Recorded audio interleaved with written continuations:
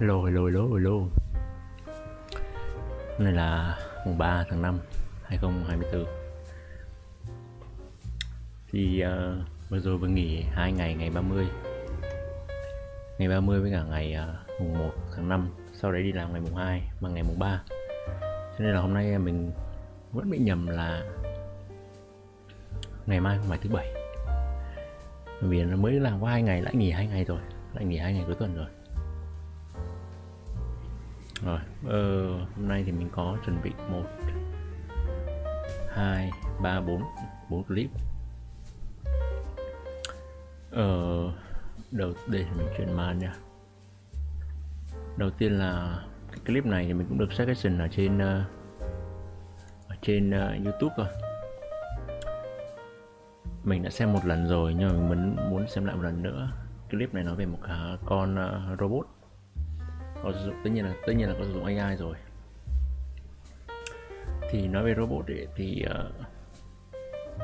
một trong những công ty đầu ngành nổi tiếng đó là Boston Dynamics thì có cái con robot mà màu vàng vàng mà 50.000 đô mà Việt Nam có một số kênh đã mang về Việt Nam đã mua về và làm clip.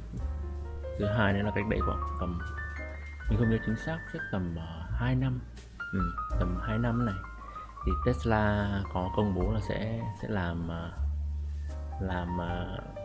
humanoid robot, là robot hình người á.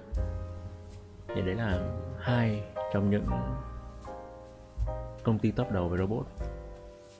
Tuy nhiên ấy thì sau khi mình xem clip này và mình nghĩ tất cả những người mà xem clip này họ sẽ rất là bất ngờ luôn, bởi vì cái việc mà khả năng của con robot này nó rất là ghê so với cả những công ty đồng ngành như thế. Rồi, bắt đầu ha.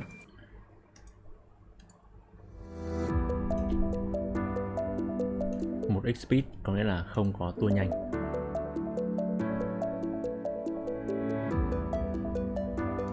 No teleoperation này có nghĩa là không điều khiển từ xa ấy. Hơi ấn tượng đúng không? Hay không phải 25 speed đây.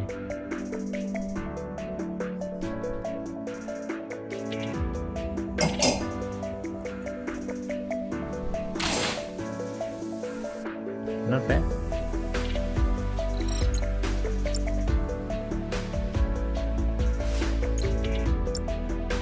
Cái việc về việc nhận dạng này thì không gì đặc biệt cả, nhưng về cái khả năng cầm nắm ấy.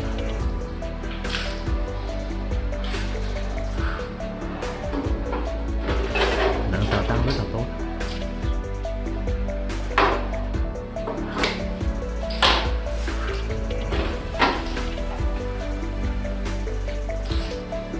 Không có tua nhanh nha, và không có điều khiển tự động hết.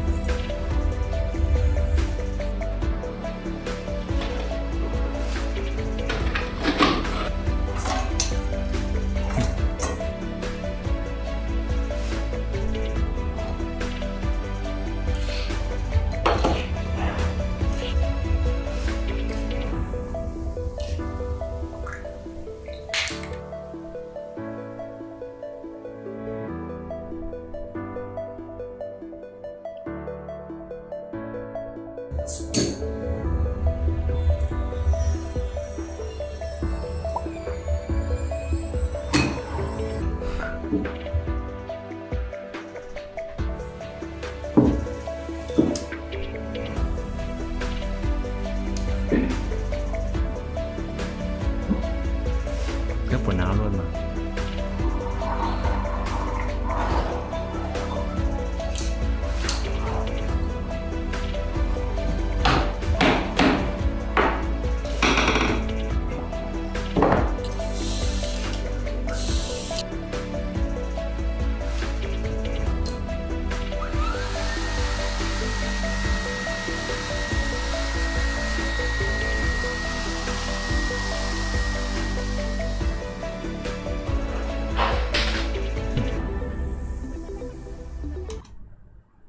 Nặng 10 cân, độ chính xác là 0,03 mm. À đâu, sức mạnh chứ. Sức mạnh là một cái tay có thể cân được 10 cân, có thể tải được 10 cân, tốc độ là 10 m/giây. Độ chính xác là 0,03. Ghê vậy.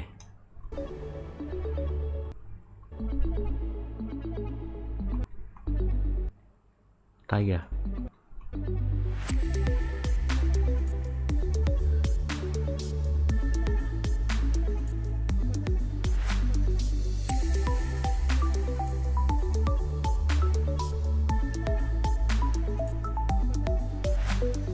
Độ chính xác cao 0,03 mm.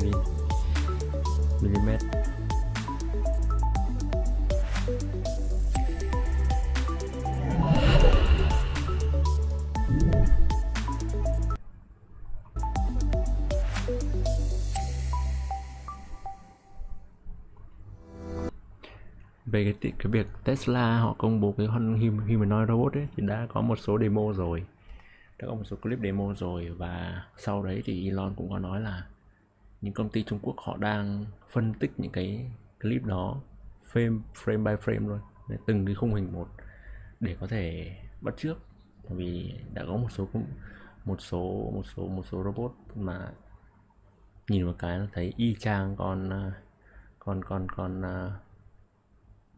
của Tesla, tên gì nhỉ, tên gì trong cái gì Autobot Prime thì đấy, trong cái phim mấy con robot ô tô nó lắp ghép ấy, cái gì Prime ấy, Ultimate Prime, Autobot Prime ấy.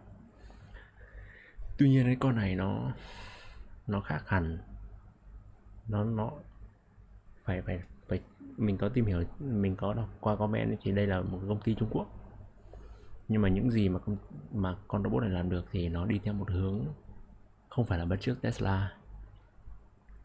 Độ chính xác rất là cao rồi, và cái độ nhạy nó rất là khéo léo, và vừa khéo léo mà lại vừa có tốc độ tốt, bởi vì thường những con robot mà có cái tốc độ để có được sự khéo léo như thế thì nó sẽ rất là chậm, để nó phải detect các thứ. Đấy, theo mình hiểu là như vậy. Đây là một cái video rất ấn tượng để xem, mình sẽ subscribe để xem tương lai sẽ có những video nào nữa. Cái clip thứ hai, cái này thì hôm nay mình định xem, nhưng mà khi mà xem một đoạn mình thấy khá thú vị, cho nên là mình đã quyết định là add vào trong cái clip để tối xem. Overthinking. I started my first company. Ok. Yeah. Thì cái việc mà Tesla mà có cái xe điện Tesla ấy, mà nó tự lái ấy, mà full self driving luôn, có tự lái hoàn toàn 100% ấy thì vẫn chưa có. Nhưng mà tuy nhiên cái bản mới nhất này là bản cái đây 2 ngày này là bản beta, bản 12 thì có vẻ như là có cải tiến rất là lớn, nhưng để xem là sự cải tiến đấy nó là như thế nào. Tesla full self driving work in 2022. 2024. You're getting pulled. Las Vegas, Nevada. This is Aria behind me. We've got Park MGM, New York, and then the actual MGM, and rest in peace to the Tropicana Hotel. But most importantly, we have this Tesla Model 3 that has full self-driving AI. The artificial intelligence inside of this Tesla Model 3, according to Elon Musk, is supposed to be like nothing you've seen from any type of full self-driving. I think it should be obvious to anyone who's driving version 12 in a Tesla that it is only a matter of time before we exceed the reliability of humans, and not much time at that. And we're really headed for an electric vehicle and autonomous future. Gasoline cars that are not autonomous will be like riding a horse and using a flip phone, and that will become very obvious in hindsight. We are going to drive this down the Las Vegas Boulevard without any interactions from a human. And hopefully we don't hit any other cars or any pedestrians or anything at all, because you are still required as the driver to be in full control of this. And if something does happen, we can't blame it on Elon, and we can't blame it on the Tesla team. It's our fault for not being super attentive. I'm really nervous about this, but it's also not my car, so I'm not as nervous. Wait a second. I'm a little nervous. All right, we are in Aria down in the valet area, right at the very front where check-in is. Gonna be a little tricky coming out through this. but we're gonna go out to the Las Vegas Boulevard and turn left. That's what we did last time for the video with Tesla. But if we have to take over here, we're just gonna show it. We're not trying to make Tesla look good or bad. We're just gonna show what it does in this specific scenario. Driving is not perfect. Even as a human, you have to make decisions. So see how good AI is. All right, GoPros are rolling on here, on the top. All right, we're gonna stop right here in the lane. Okay. And then full self-driving. He's in it. It is engaged. Đồng nhạc chán vậy. It is not moving. Oh, there we go. There we go. Xong, She's xong driving. cái kích này. She's driving, everybody. What We're is moving. Hands are off, foot is off. Why did it take so long? I don't know. That was funny. This is the part that was really tricky last time, making this left-hand turn. It's 3 lanes that turn left onto Las Vegas Boulevard. This is not an easy move for a human or a full self-driving computer. It's already doing so much better. So last time when we turned left, it almost cut off a car. Like it turned right into it, and we had to take over right away. And that was the early version. I'm suddenly getting more nervous when you're talking like that. Like, this is such a wide left turn.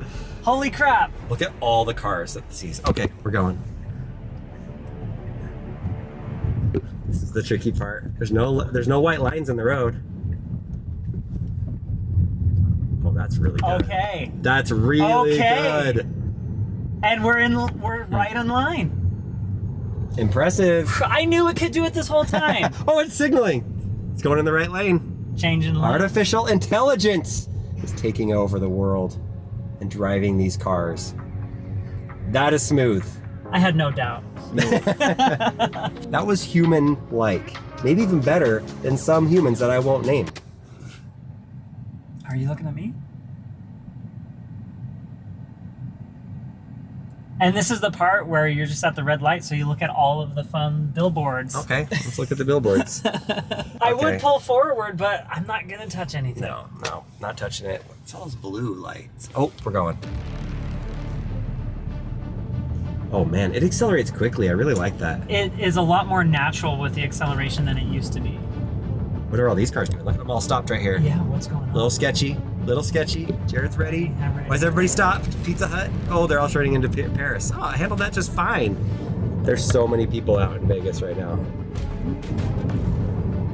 This is, dare I say, easy. Don't jinx it. Okay, here's the merge thing. Wants us to merge, and then we have to turn right, and there's no right lane right there. The hope of this video, is that it does such a good job that this video is actually boring. If it's boring, that's good. Sometimes in life, boring equals good, I would say. I've learned that with Lincoln in golfing. If he has a boring round, that's usually a good thing. Gets lots of pars. Oh, look out! Whoa! What was that? I didn't do anything. Yeah. It just did it. Oh. It saw that card and was like, yeah, I'm gonna do that same anything. It, Round, that's usually a good thing. Gets lots of pars. Oh, look out! Whoa! What was that? I didn't do anything. It just did it. Oh. It saw that card and was like, yeah, I'm gonna do that same thing. I thought it was gonna hit that. I thought it was too.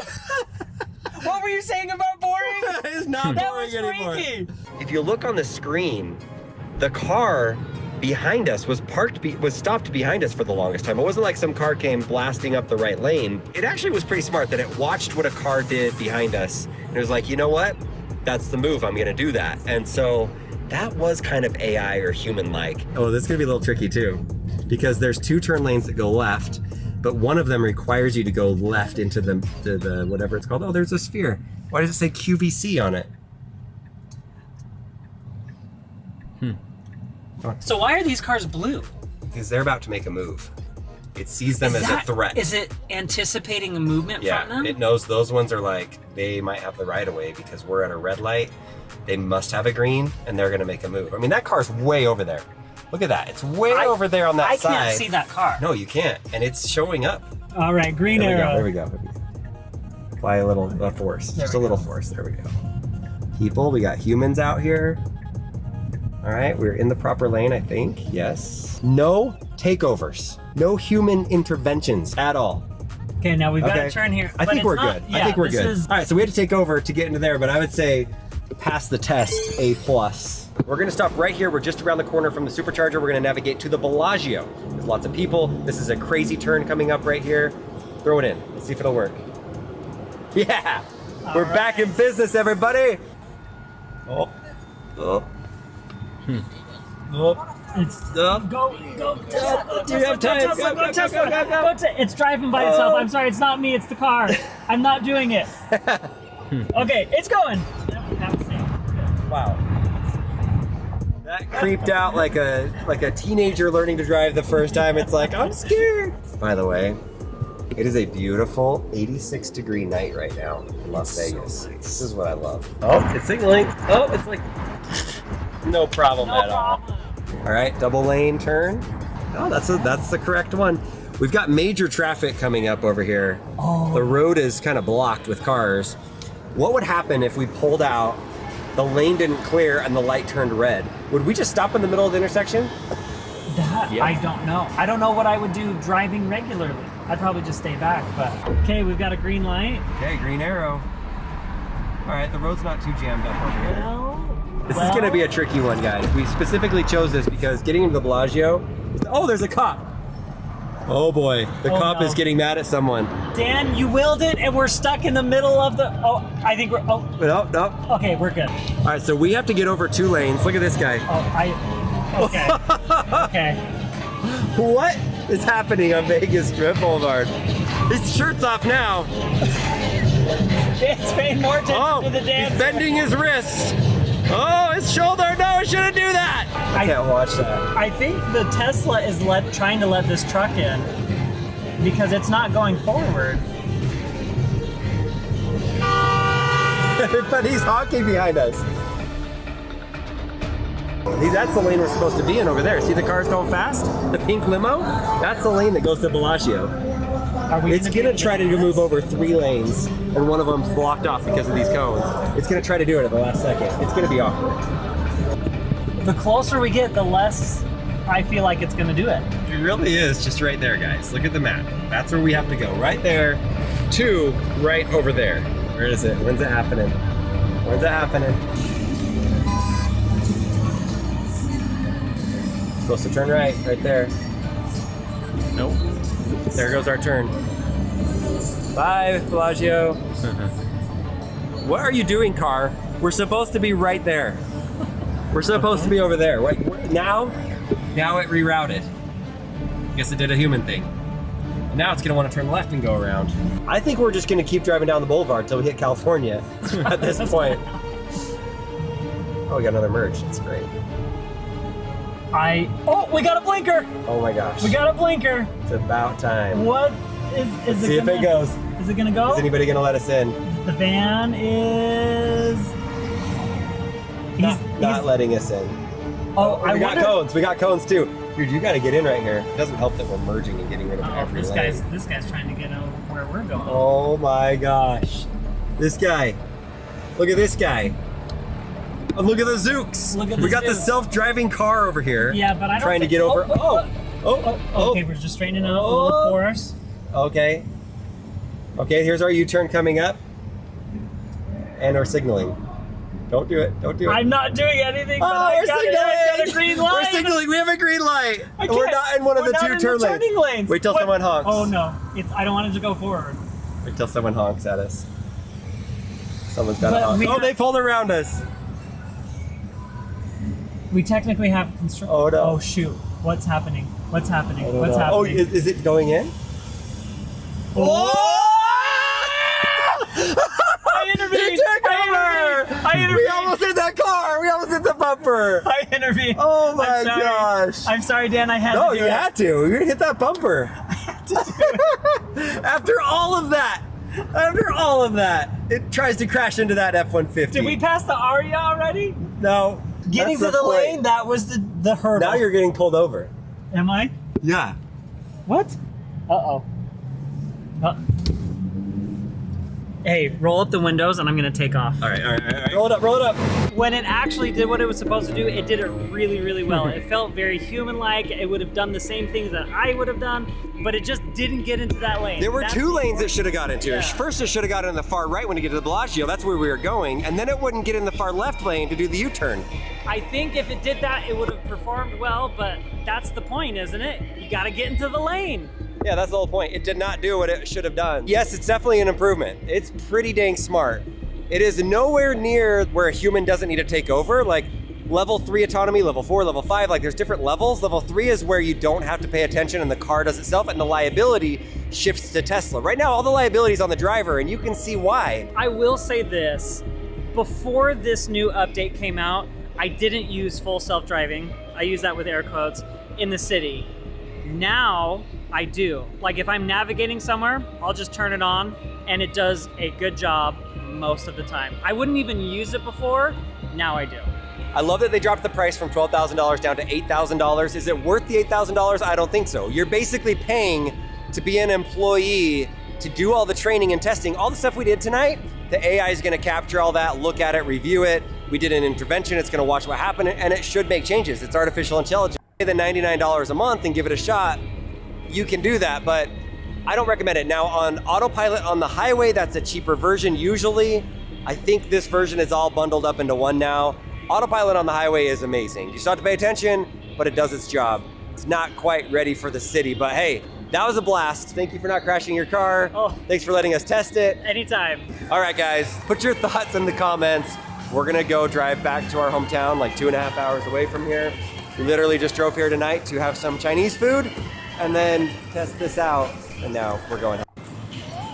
What's up? But this car wanted to crash into a truck just barely. It was crazy, so we're about to film the ending of the video. vẫn vẫn còn xa lắm, vẫn còn xa thì Tesla mới full self driving được. Đây mới ở Mỹ thôi đấy, còn chưa tính những thị trường kiểu như Việt Nam thì còn rất là lâu nữa, ít nhất là 1 đến 2 năm nữa, rất nhiều thứ phải làm. Không biết, đấy là mình nghĩ vậy.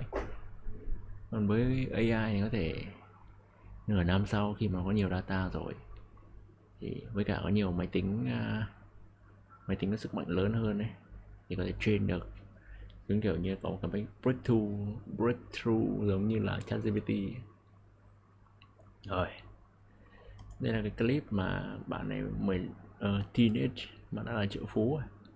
Nhưng mình nghĩ là mình sẽ xem clip về sau đi, mặc dù nó chỉ 11 phút thôi. Mình sẽ xem clip này của Johnny Harris, là một người đã mình đã xem chắc tầm 3-4 năm nay, gần như là không bỏ clip nào, vì thực sự anh này thì chuyên về những cái nói nhỉ, những cái rất là thú vị về chính trị cũng có, về chiến tranh, về khoa học, về lịch sử, đại khái như vậy. Đây là clip về the most important country you never heard about. Okay.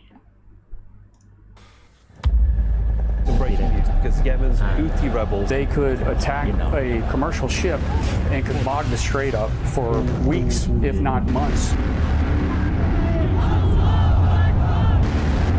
There is a part of the world that everyone is keeping an eye on right now. The joint military strikes were in response to nearly 2 months of attacks by the Iran-backed Houthi movement on cargo ships in the Red Sea. It is becoming more and more important for the global rivalries and tensions that are heating up on our globe right now. It is this choke point in the Red Sea. It's pretty small, it's a few dozen kilometers wide. But through this little choke point flows a lot of important things. The internet, millions of barrels of oil per day, 30% of all container ships that connect global markets. And this choke point is surrounded by unstable situations, countries that are in civil wars, rebel militias, proxy wars, unstable governments, failed states, and pirates. In recent decades, pirates have hijacked thousands of ships here, extracting hundreds of millions of dollars in ransoms, a topic we did a whole deep dive on in another video. And lately, as war has raged in the Gaza Strip, the fiercely anti-Western Houthi rebels in Yemen have been firing rockets at cargo ships traveling through this water, leading the US and UK to strike back. A ship attacked by Iran-backed Houthi rebels last month sank in the Red Sea. The region is vital, yet volatile all at once. And yet, in the middle of all of this, is this one... Quên mất, từ nãy giờ mình không đọc sub ấy. Bây giờ mình mới để ý, hóa ra mình đang để sub tiếng Việt ạ. Cái này là một cái Anh, một cái Việt chứ. Beacon of stability. A little piece of land that is easy to miss, but that is more important than you might think. It is the country of Djibouti. Chưa nghe bao giờ ta. Djibouti is this small, arid country right on the choke point, and it is home to the militaries of the United States, of several European powers, of Japan, Japan's only foreign military base, by the way, and right down the road from the American base, China's first military base outside of its country.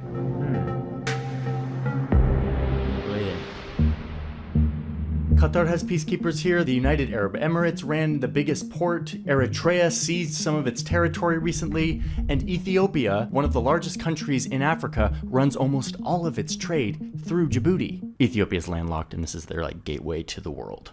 It's a lot. Djibouti is a lot. There's a lot going on in Djibouti, which is why today we are talking about this place. I want to explore why so many powers want to be here. Why everyone is converging on this little tiny patch of land the size of New Jersey. And I want to ask if little Djibouti, one of the poorest countries in the world, can balance all these rival powers against each other without falling victim to them. 10 to 15% of global trade moves through the Red Sea. We will not hesitate to defend lives and the free flow of commerce.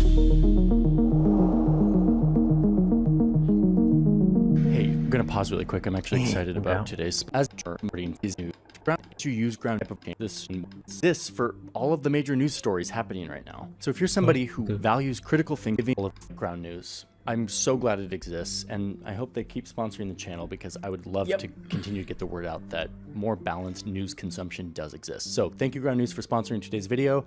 Let's dive back into the story of Djibouti. This little choke.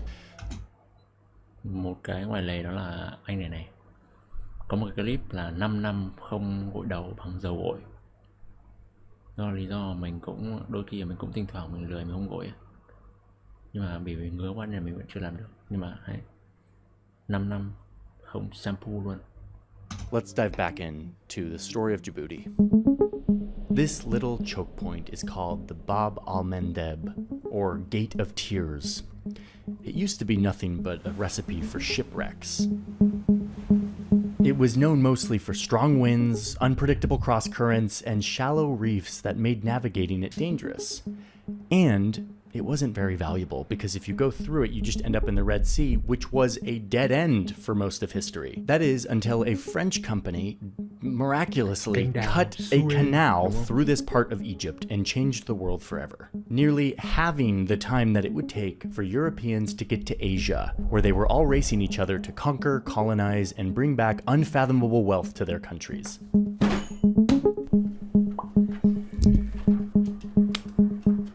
The Suez Canal was a massive upgrade to this hunt for resources. Was this video kind of an excuse for me to buy these really old, beautiful books about the Suez Canal? Yes, it was. For France, this engineering miracle called the Suez Canal was their chance to beat out their big rival, the British Empire, who was clearly winning the race, dominating the routes to Asia before Suez opened. The canal was supposed to change that. So now you have a new front in this race, a scramble for control over this new route to Asia. This windy little choke point was no longer just the Gate of Tears. It was an important bit of water, one of the most important on Earth, at least for the empires. They had to keep an eye on it. So the British take this little island right at the choke point. They put a lighthouse on it. They also take control of a port just south of the choke point. The Italians then show up and purchase this bit of coastline from local sultans, eventually taking over this whole stretch of coast called Eritrea. And the French would start fixating on this strip of sparsely populated coast right on the banks of the choke point, the land that would become Djibouti. Djibouti. The sultans here told the French that yes, they could have a bit of this newly strategic land in exchange for protection. The locals here knew what was going on. The great empires were all scrambling and racing, and they were going to use their prime real estate to get what they wanted, to leverage the situation. Smart, and totally a theme throughout this video. So the French set up their colony. They call it Côte Française des Somalie, or French Somaliland. This choke point would become a key base for projecting power and refueling on their way to carve up and plunder Asia.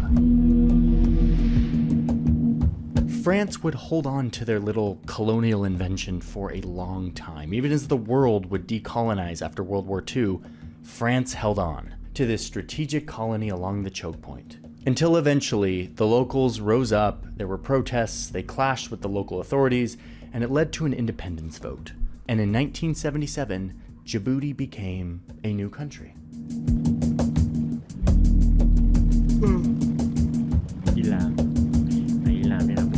Djibouti was independent, but they had a problem.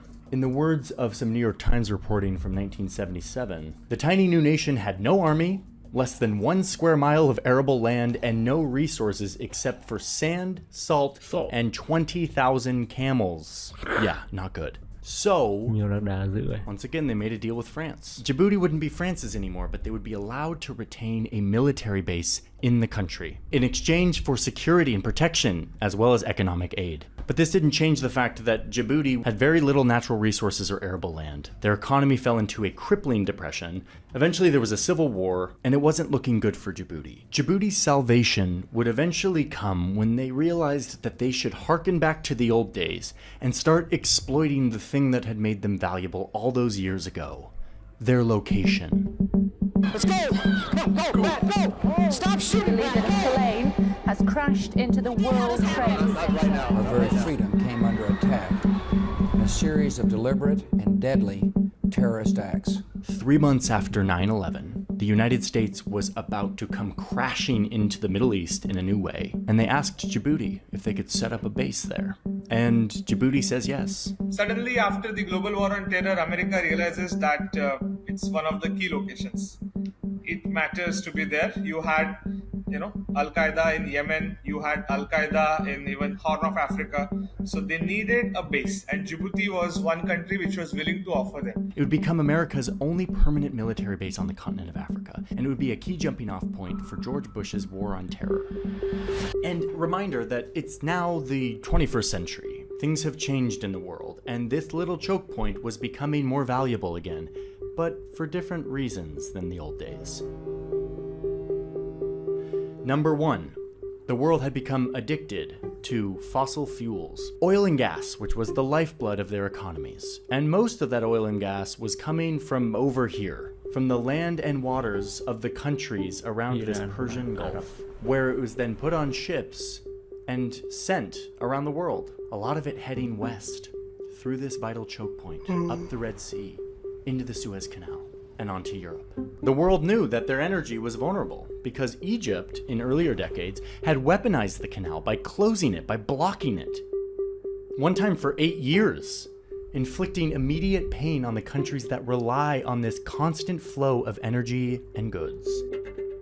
By the way, semi-side note, this flow of energy becomes even more important when Europe almost entirely cuts ties with Russian natural gas after Russia invaded Ukraine in 2022. So they have to get more natural gas from this region. Qatar was not sad about that, let's put it that way. Anyway, we're getting off topic. Europe needs this route to stay stable. They need these little dots to keep flowing. So that's one reason that the choke point has become more vital than ever. The other reason is China. China rose to become a manufacturing superpower. They make a lot of stuff and they send it to the West, and a lot of that comes through this choke point. And all of this vital trade is happening in a region that is full of unstable governments, rising anti-Western militias, and Somali pirates, making this route precarious and dangerous and subject to problems. So Djibouti has become this vital place here at the choke point, an incredibly important strategic location in a sea of turmoil. Okay, but there's more. In addition to all of this global economy importance, there's also regional importance to Djibouti. Notice Djibouti's neighbor, Ethiopia, the second most populous country in Africa, and, as you can see, one that is totally landlocked. It is not good to be a big country that is landlocked, because the water is where we trade. So, Djibouti is the gateway to Ethiopia's millions of people to trade with the world. 95% of Ethiopia's trade passes through Djibouti. So Djibouti, this colonial creation from France in the 1880s, is now, once again, an incredibly important place on the map. It's become, once again, a highly strategic location. And when there are highly strategic locations, superpowers start moving in. In 2011, Djibouti approved Japan, a pacifist, sort of non-military country, to open a military base on Djibouti, their one and only foreign military base. Then you have Italy, who set up a military base here in 2013. Spain and Germany also have a military presence here. They are not permanently hosted with a base, they're actually hosted by France. And the soldiers live in these hotels permanently. Okay, that's not weird at all. But yeah, as you can see, the great powers are back. They're back in Djibouti like the old days. Not to compete with one another, but to all band together to police this vital choke point so that the global economy that has brought prosperity to all of us can stay stable, everything keeps flowing, everyone is happy. And this solved a big problem for Djibouti, who again, didn't have a big industry or any kind of resource. They make a lot of money off of these leases to foreign countries, which has helped build their economy. And, like the old days, when one side shows up, the rival won't be far behind. China has agreed to set up a support base in Djibouti. So the Chinese base is right here, and they are going to be watching us as we're watching them. In 2016, Djibouti announces that they've been talking to China and that they've agreed to give them land to open their own military base, which was built and opened right down the road from the American base in 2017.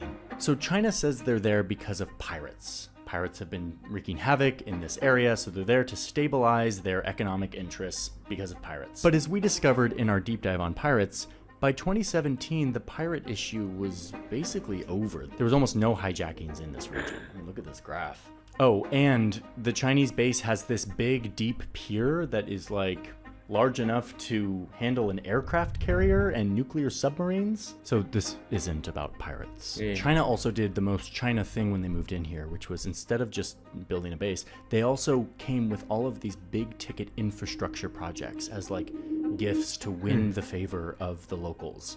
We're talking railway, pipeline, port, all very expensive, all putting Djibouti into a lot of debt to China. They're doing this all over Africa, which we talk about in another deep dive video we did on the topic, mapping all of China's giant infrastructure projects in Africa and what that means. And a lot of shout outs to other videos today, huh? So Djibouti is now the only place on earth where the United States and China, these two rivals, have military bases right next to each other. And so far, everyone's been playing nice. There's been no shenanigans. Other than both sides accusing each other of spying on each other constantly. Oh, and there was the lasers. The US says that China was pointing lasers into the eyes of pilots while they were taking off.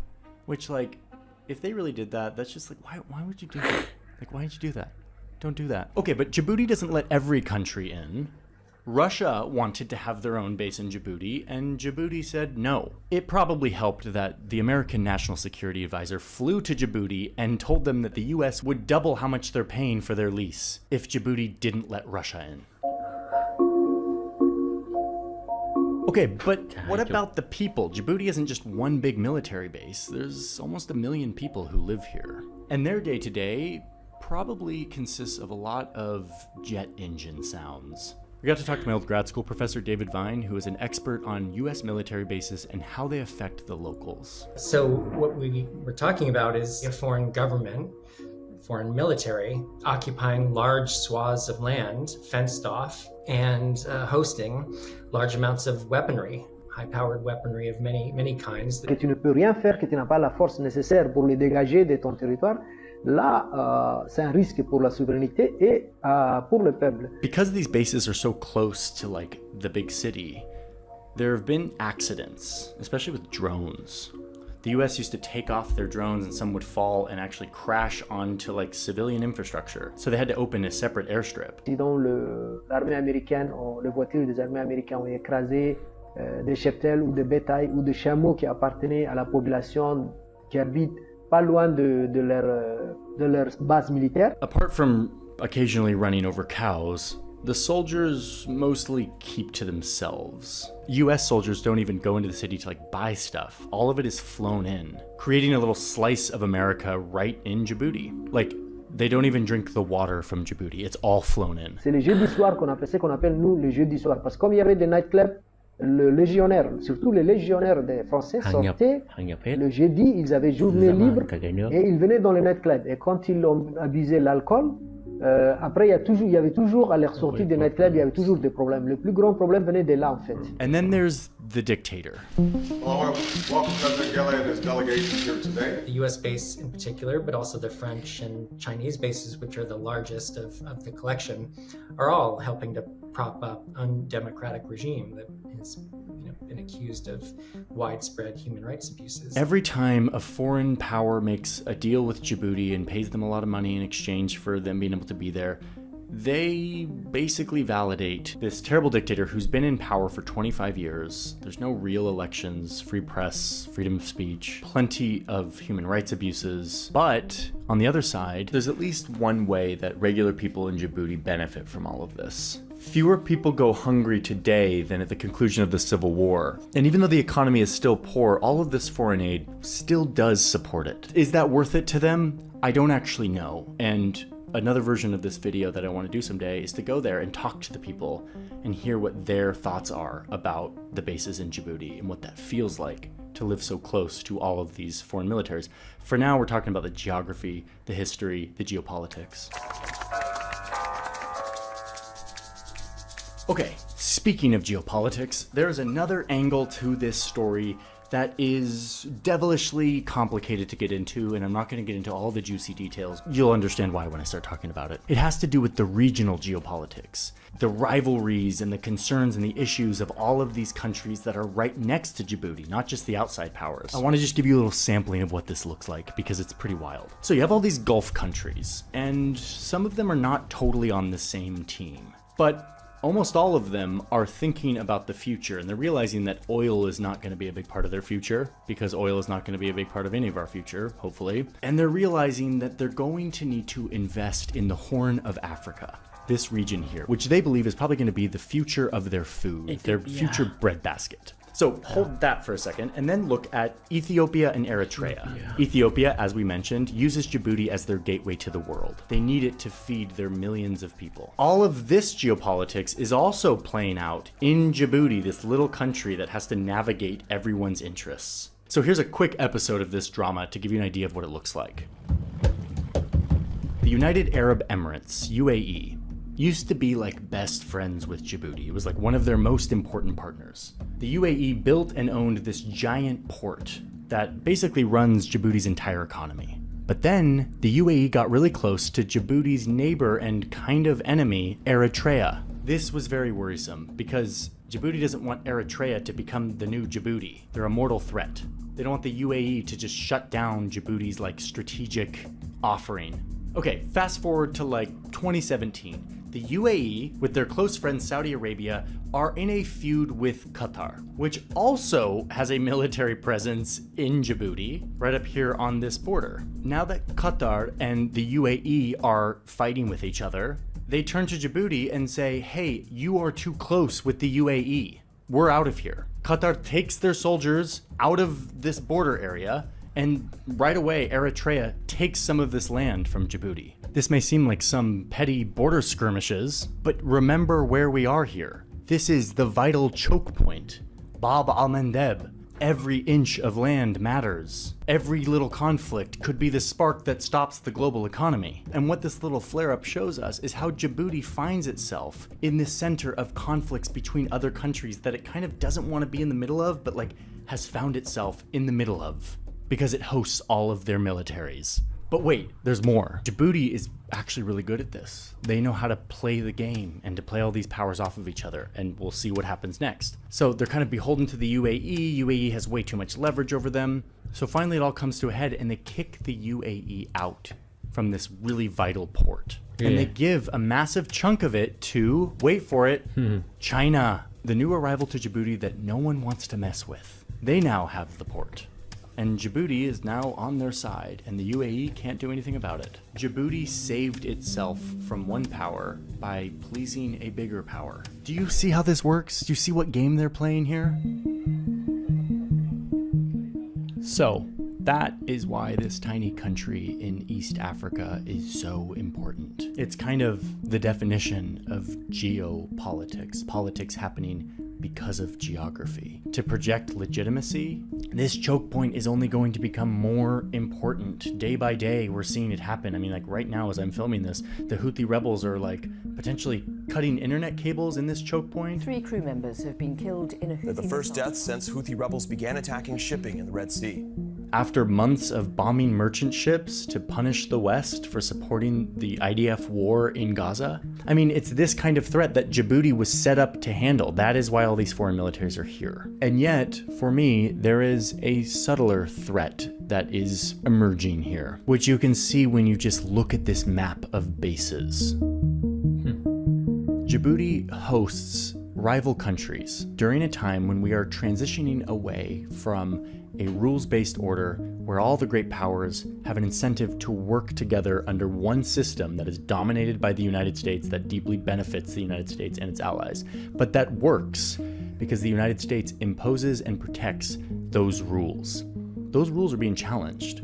And what is emerging is a system that is messier, more disruptive to these reliable rules that have kept everything stable, kept the United States on top. And unfortunately, we know all too well what happens when great powers start competing with each other more and more over vital resources and vital geographies. In fact, most of the history of war is what happens when great powers are competing with each other. It's ugly, it's messy, it's violent. It provokes a zero-sum way of thinking, competition, racing to secure and control and exploit vital geographies, like strategic choke points that lead into the most important waterway on the planet. As this rivalry heats up, Djibouti's role is going to become more complex. Its government will continue to do what it's done, playing the big powers off each other, exploiting its great real estate to benefit itself. But I believe that there comes a point in every escalating conflict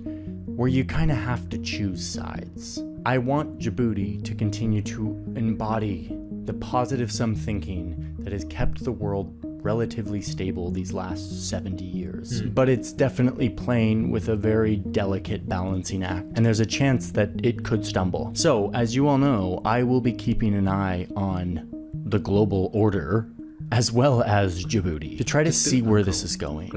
See if the great powers can continue to cooperate and compete, but cooperate. Or if we're heading back into the old days where competition threatens to rip the world apart. I don't think it's inevitable, but it's going to take effort to avoid it.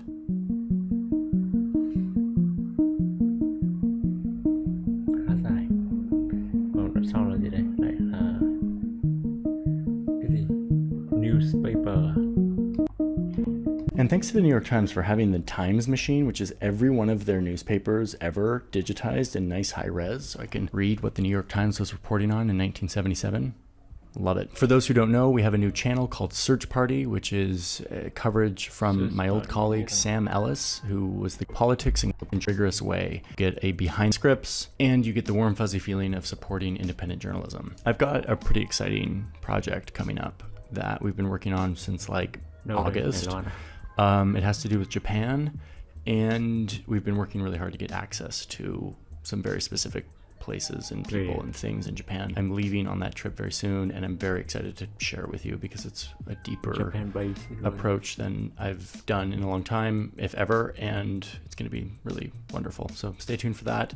Subscribe if you are not subscribed and you want to watch more videos that we are making. We're trying to make better videos and different videos, continue to improve for all of you. So thank you for being here. I'll see you in the next one. Bye bye.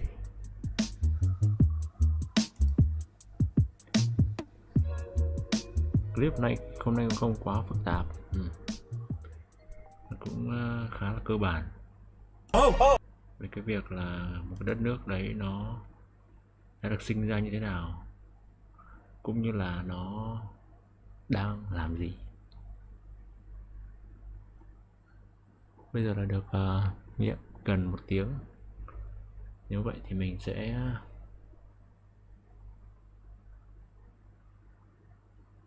Tesla Optimus. Đúng rồi, mình quên mất là hôm bữa Boston Dynamics có retire con Athlete, bởi vì con đấy là cái bản gọi là gì, thủy lực, dùng thủy lực retire và chuyển sang con điện ngay sau. Chính xác là như này, hôm trước là cho con ấy nghỉ hưu và ngay hôm sau up cái clip này, thì thực sự là khá là choáng khi mà cái sự thay đổi giữa bản dùng thủy lực và bản điện. Nhưng mà nó mới chỉ là một cái clip rất là ngắn thôi, chưa thể hiện là khả năng con đấy sẽ có thể làm gì. It's not me, it's the car. Now you're getting pulled over. Uh-oh. Clip rất là ngắn. Còn Tesla chắc chắn là rất là mạnh rồi. Trong vòng 2 năm nó đã làm được những cái. Đây, con Atlas cũ đây, dùng thủy lực, bơm thủy lực trong những cái cử động của nó. Còn Tesla tất nhiên là dùng điện hoàn toàn rồi.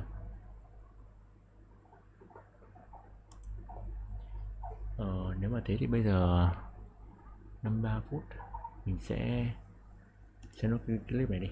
Clip này có một cái kênh nói về startup các thứ. Company when I was 15 years old. I grew up in Germany. I think the biggest benefit of building a company when you're so young is they got so much time. You know, I talk to 30, 40-year-old entrepreneurs and they're like, oh, dude, I wish I was your age, because they've got 10 years on them or something like that. And so you've just got a lot of time to make mistakes, learn from them. And that, I think, over time kind of compounds and is really just a superpower, is just go for it. I think a lot of people, when I talk to them, they give me this like super elaborate plan of like, all right, I'm going to be going into investment banking for 5 years, and then I'm going to be doing consulting for 3 years, and then I'm going to do an MBA for 2 years, and then maybe if I'm ready, I'll go and start my company. I think that's the wrong approach. If you've got a really good idea, if you've got a really good business, and you think you've got a talented team, then just go for it. The best way to learn is just to go for it, and to fail, and to keep on going, and to just learn from those mistakes. My name is Benjamin Defner. I'm the founder and CEO of Vesto. Vesto is a cash management platform for startups. So we help startups invest their cash, make the most of every dollar, and ultimately simplify their finances.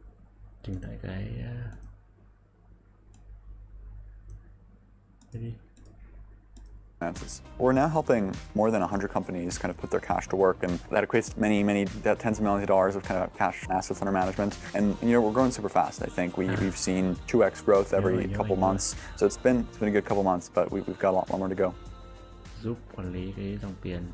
I've always felt like I wanted to be an entrepreneur. I think since I was very young, I hated authority. I didn't love school, and I just hated people telling me what to do, how to do them. I started my first company when I was 15 years old. I grew up in Germany, bootstrapped software business. Essentially, we kind of built software plugins for photographers and designers and creatives. And so I started this. Mình xem rồi, mình thấy cũng không có nhiều thứ mà phải có thể học được trong này.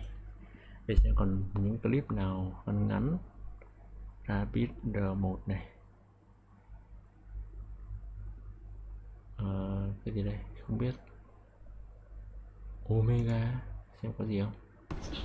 Phần 2 ngày hôm nay thì em sẽ cho các bạn xem một cái dòng rất là sức. Cái kênh này hôm nọ mình có xem một vài clip khi bạn đấy bán con SK mặt lửa thì Orient SK mặt lửa, thì mình cũng hơi nghi ngờ là cái việc là hàng có legit không, nhưng mà Ví dụ đây bạn ấy quay hẳn như này rồi thì họ đang ở Nhật thật và đang mua hàng thật. Còn cái cửa hàng này có phải hàng chính hãng không thì mình không biết, mình chưa đi Nhật bao giờ nên là không biết là có thể dựng những cái thương hiệu giả như này giống như ở Việt Nam hay Trung Quốc hay không, nhưng có thể là không. Để xem. Chất lượng rất là hay. Đấy, đây là những cái chiếc đồng hồ Omega. Những chiếc đồng hồ Omega được sản xuất tại Thụy Sĩ. Đấy, rất là chất lượng, các bác xem này. Đây, chiếc Omega rất là đẹp. Và ngày hôm nay thì các bác theo chân em nhé. Những chiếc đồng hồ Omega này thì các bác muốn mua thì cứ nhắn tin trực tiếp cho em sẽ trả lời các bác qua tin nhắn của Zalo các bác nhé. Ok. Một vài chiếc Omega cũng rất là đẹp mà em sẽ quay lên để cho các bác xem. Đấy là chiếc Omega đang được trưng bày và bán tại cửa hàng Tokyo, Nhật Bản. Chiếc Omega này thì nó có cái mức giá nó rẻ hơn Rolex khá là nhiều về mặt bằng chung. Omega thì mình không rành lắm, mình biết mỗi con Speedmaster thôi, Moonwatch, con đấy đã là đồng hồ đầu tiên mình lên mặt trăng. Nhưng mà con đấy thì nó là chronograph này, nó hơi to, nó có nút bấm nó hơi to, nó không style của mình cho lắm. Chung nó cũng tùy từng chiếc và tùy từng cái mức giá dao động. Thì như em quay cho các bác xem ở đây thì cái mức giá nó rơi vào tầm 140 triệu trở xuống. Đấy, có những chiếc là tầm 140 triệu này, có những chiếc chỉ tầm 6-70 triệu một chiếc thôi. Mấy 100 triệu mà nhìn phèn vậy, để như đồng hồ fake cái gì, cái khay đỡ của nó còn lệch để còn lệch chứ. Ở chỗ này thì bóng đèn nó hơi bị ngược nên là các bác xem nó hơi bị khó các bác nhé. Đấy. Dòng Omega này thì cũng là một cái dòng đồng hồ ngoại nhập mà em thấy là cũng được các bác ở Việt Nam ưa chuộng khá là nhiều. Đấy, các bác mà ưng ý làm các bác nhé. Chuyên Omega. Đây thì là cái dòng dây da và bác nào mà thực sự các bác xem các bác thử làm này. Không có ưng thì bảo em. Này thì về tay thì tầm 200 triệu, rất là chất lượng. Những chiếc Omega này nó được đặt trong cái hộp gỗ này. Đấy, cây này thì được làm đồng hồ 200 triệu mà bày như đồng hồ fake 200.000 vậy. Đẹp, cái này đẹp. Ngoài những cái dòng đồng hồ cao cấp mà em hay quay cho các bác xem như thế này thì em chuyên là đồng hồ Nhật Bản các bác nhé. Vì hiện tại em đang sinh sống và làm việc tại Nhật nên là em cũng chuyên mua những cái dòng đồng hồ Nhật và gửi về Việt Nam cho các bác. Bác nào thích dòng đồng hồ Nhật nào thì em sẽ mua và gửi về tận nhà. Đấy, còn các bác mà không thích đồng hồ Nhật, các bác có điều kiện các bác chơi những cái đoạn đồng hồ Nhật ngoại nhập Thụy Sĩ, đấy, Omega, Longines, Rolex, Gucci thì em hoàn toàn cũng có thể mua và gửi về Việt Nam cho các bác, đảm bảo hàng chất lượng, hàng chính hãng 100%, nói không với hàng giả hàng nhái. Đấy, những chiếc đồng hồ hiện tại thì nó đang được giảm giá dao động tầm những Thụy Sĩ Nam hình các bác nhé. Đấy, chiếc đồng hồ rất là đẹp phải không ạ? Và các bác đừng có quên đấy là mỗi khi xem một video mua đồng hồ 200 triệu mà như mua mớ rau vậy. Đồng hồ lướt Omega, túi xách Seiko, Longines, Seiko, ngô cũ, hết cái mặt lửa này. Cái này mình nghĩ sẽ là cái đồng hồ tiếp theo của mình. Xin chào tất cả các bác đã quay lại với hồi xưa bố mình có một cái không biết nó đâu rồi, nhưng mình có ký ức là bố mình có một cái đồng hồ SK mặt lửa này. Kênh của em Tiến ngày hôm nay bố của một cái chiếc SK mặt lửa này trông rất đẹp, rất bắt mắt, và những cái dòng này thì các bác đeo phải nói là nồi đồng cối đá. Đáp cho đấy, các bác xem giúp em này, nước 50m. Quên các bác, quên không nói, đây là cái dòng này thì nó chống nước là 50m các bác nhé, tắm rửa thoải mái không vấn. Seiko không có gì không? Hello, em xin chào các bác nhá. Thì ngày hôm nay quay đây, hiện tại thì tin cho em. Đấy, hiện tại thì em chốt rồi nên là nhân viên ra nó lộ cơ kiểu cơ nhưng mà bên trong nó có một cái họa tiết như là một cái này là gì nhỉ? Bông hoa vàng. Cái này thì hiện tại đang có mức giá về tay là trên dưới 30 đến 32 triệu đồng, lộ tim lộ cơ. Đấy, có sapphire. Khi em đi mua cho các bác cũng là hàng chính hãng 100%, các bác yên tâm. Đấy, bác hoàn toàn có thể chuyển toàn bộ số tiền vào trong tài khoản của em. 32.000 yên là bao tiền nào? Trên năm à?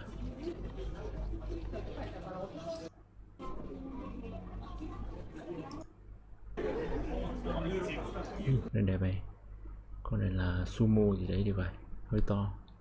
Nhưng màu xanh đẹp.